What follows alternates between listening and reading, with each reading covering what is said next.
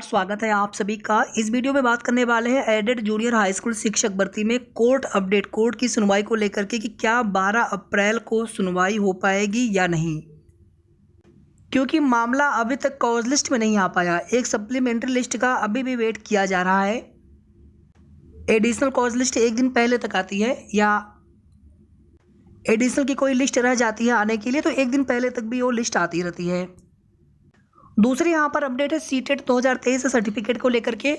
UP SSC से 2 update यहाँ पर। एक तो लेखपाल भर्ती में आज इलाहाबाद हाईकोर्ट डिवीजन बेंच में सुनवाई के लिए केस लगा था उज्ज्वला वाले प्रश्न में, और यूपी SSC PET में कॉमन कट ऑफ अंक या परसेंटाइल लागू होने की उम्मीद हो चली है, क्योंकि आयोग की तरफ से शासन को इसको लेकर के पत्र भेज दिया गया है। बाकी शासन के ऊपर है, शासन से सहमति, अंतिम रूप से सहमति मिलने के बाद ही चीज़ें पूरी तरह से कंफर्म होंगी। ये लेखपाल वाला कोर्ट केस है, स्पेशल अपील संख्या 189 ऑफ 2023। पहले मामला कोर्ट नंबर 39 में डिवीजन बेंच में लिस्टेड था, लेकिन उसके बाद केस को कोर्ट नंबर 21 में केस ट्रांसफ़र हुआ डिवीजन बेंच में। पहले आप देखेंगे तो केस स्टेटस में यहाँ पर 2 अलग जज थे। फिर यहाँ पर पुराने वाले कोर्ट नंबर 39 के जो दोनों जज हैं उनके नाम आप यहाँ पर देखेंगे शो हो रहे होंगे। और थोड़ी देर पहले केस स्टेटस में यहाँ पर लाइकली नेक्स्ट डेट यहाँ पर लाइकली टू बी लिस्टेड 19 अप्रैल दिखा रहा था, तो 19 अप्रैल को ही मामले पर फिर से सुनवाई होने की उम्मीद है। लेकिन आज हुआ क्या केस में? सीरियल नंबर 5 पर मामला लगा हुआ था और सीधे सीधे सीरियल नंबर 9 का मामला केस टेकअप किया गया जब ट्रांसफ़र के जो केसेस सुने जाने स्टार्ट हुए। और आपका जो मामला था लेखपाल भर्ती का, ये सीधे सीधे पास ओवर हो गया नेक्स्ट डेट के लिए। केस पास ओवर तभी होता है जब केस पर सुनवाई नहीं हो पाती, केस का नंबर तो आ जाता। केस फ्रेश में लगा हुआ था तो केस का नंबर तो आ गया था ट्रांसफ़र वाले केसेस में, लेकिन यहाँ पर जब कोई अधिवक्ता उपस्थित नहीं होता है या फिर सुनवाई नहीं हो पाती है तो उस स्थिति में ही केस को पास ओवर किया जाता है। तो लंबे समय से अभ्यर्थी इंतजार कर रहे हैं लेखपाल भर्ती के, 2 लाख से भी ज़्यादा अभ्यर्थी, कि कब कोर्ट केस वाले मामले फाइनल होंगे और कब उनका रिजल्ट आएगा। बाकी कोशिश लगातार उनकी तरफ से चल रही है। और कल 12 अप्रैल को कुछ अभ्यर्थी यूपी SSC आयोग जा करके सचिव सर से मुलाकात करेंगे, उनसे बात करेंगे, निवेदन करेंगे।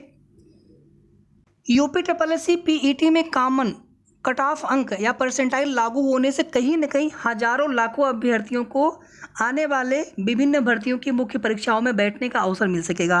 अभी की जो स्थिति है कि केवल टॉप में कुछ अभ्यर्थियों को ही हर भर्ती परीक्षा में बैठने का मौका मिल पा रहा है। उसमें आवेदन तो लगभग सभी अभ्यर्थी कर देते हैं, लेकिन आप देखेंगे सभी अभ्यर्थी आगे मुख्य परीक्षा के लिए पेमेंट नहीं करते हैं शॉर्ट लिस्टिंग के बाद। बहुत सारे अभ्यर्थियों को जिनको मौका मिल सकता था लेकिन नहीं मिल पाता है। लंबे समय से मांग चल रही थी कि या तो जो जितने गुना शॉर्टलिस्ट किए जाते हैं अभ्यर्थी उसको बढ़ाया जाए अभी हाल ही में। बाकी इसके पहले कॉमन कट ऑफ अंकों को लेकर के भी हम सभी लोगों ने काफ़ी प्रयास किया था। आयोग के सचिव सर से, शासन से मेल करके, पत्र भेज करके, ट्विटर अभियान करके, ग्राउंड स्तर पर मिल करके लगातार ये मांग की गई थी। तो फाइनली यूपी SSC आयोग की तरफ से शासन को पत्र भेज दिया गया है कॉमन कट ऑफ अंकों को लेकर के। संभवतः ये परसेंटाइल के रूप में आपको देखने को मिलना चाहिए, यानी उस परसेंटाइल के ऊपर जितने भी अभ्यर्थी होंगे उस परसेंटाइल को इंक्लूड करते हुए, कैटेगरी वाइज ये अलग अलग परसेंटाइल हो सकता है टेट की तरह, तो उस परसेंटाइल को इंक्लूड करते हुए या उसके ऊपर जितने भी परसेंटाइल आपके होंगे सभी को आने वाले किसी भी भर्ती की मुख्य परीक्षा में बैठने का मौका मिल सकेगा कॉमन कट ऑफ अंक को लेकर के, अगर शासन से सहमति मिल जाती है तो। बाकी इसमें अभी भी प्रयास करने की आवश्यकता है ताकि ये लागू हो सके, शासन से सहमति मिल सके, अनुमति मिल सके। और जब भी ये लागू होगा तो ये PET 2022 में ही लागू होगा आने वाली भर्तियों के लिए, ना कि पेट 2021 से जो भर्तियां चल रही है, भले ही अभी उनमें शॉर्ट लिस्टिंग होना हो, क्योंकि एक ही पेट से विभिन्न भर्तियों के लिए अलग अलग रूल नहीं हो पाएंगे। तो आने वाले पेट 2022 से आने वाली भर्तियों के लिए ही ये रूल होगा, लागू होगा। तो इस पर देखिए शासन से जल्दी ही निर्णय भी हो जाना चाहिए, क्योंकि अभी नई भर्ती का नोटिफिकेशन आया नहीं है। नई भर्ती का भी नोटिफिकेशन यूपी SSC से जल्द आने वाला है। एक यहाँ पर अपडेट और देख लीजिए आप सभी। सीटेट 2023 प्रमाण पत्र को लेकर के सीटेट से एक CBSE से एक ऑफिशियल नोटिस जारी हुई है 10 अप्रैल की डेट में, और इसमें आप देखेंगे पेपर 1 में कितने पंजीकृत, कितने उपस्थित और कितने उत्तीर्ण अभ्यर्थी हैं। पेपर 2 में ये डाटा दिया गया है।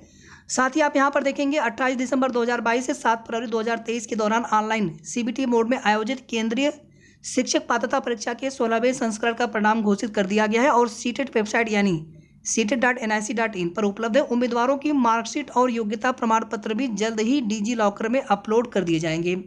उम्मीदवार सीटेड दिसंबर 2022 के अपने ऑनलाइन आवेदन पत्र में उनके द्वारा प्रदान किए गए मोबाइल नंबर का उपयोग करके इसे डाउनलोड कर सकते हैं डिजी लॉकर से।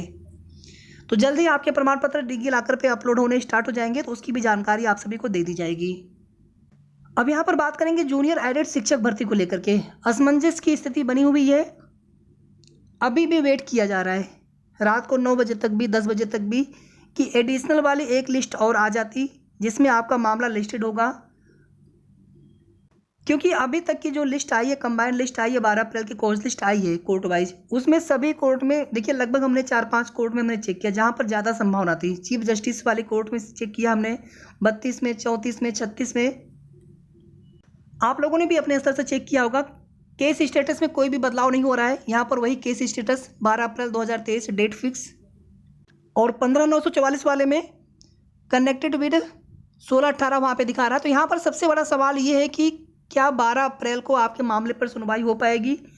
जिस तरह से भर्तियों में देरी होती जा रही है, बाकी कार्य तो समय पर हो रहे हैं। निकाय चुनाव में इतने सारे कोर्ट मैटर होने के बावजूद निकाय चुनाव की अधिसूचना भी आ गई, आचार संहिता भी लग गई, निकाय चुनाव समय पर हो जाएंगे, रिजल्ट भी उसका 2 दिन के बाद आ जाएगा और आगे पूरी प्रक्रिया उनकी हो जाएगी।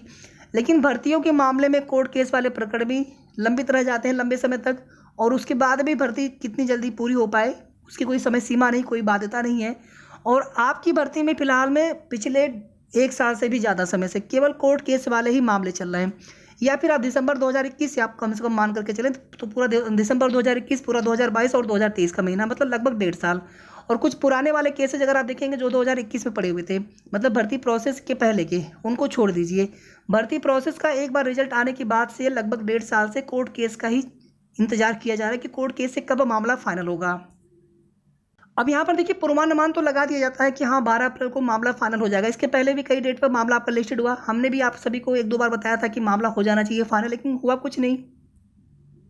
थोड़ा सा आप सभी और इंतजार कर लीजिए। अगर कल सुनवाई होनी होगी तो एडिशनल लिस्ट थोड़ी देर में आ जाएगी और उसमें आपका मामला लिस्टेड भी होगा, अगर कल सुनवाई होनी होगी तो जो भी जैसे भी अपडेट होगी बस थोड़ी देर में आप सभी को उसकी भी जानकारी दे देंगे। धन्यवाद।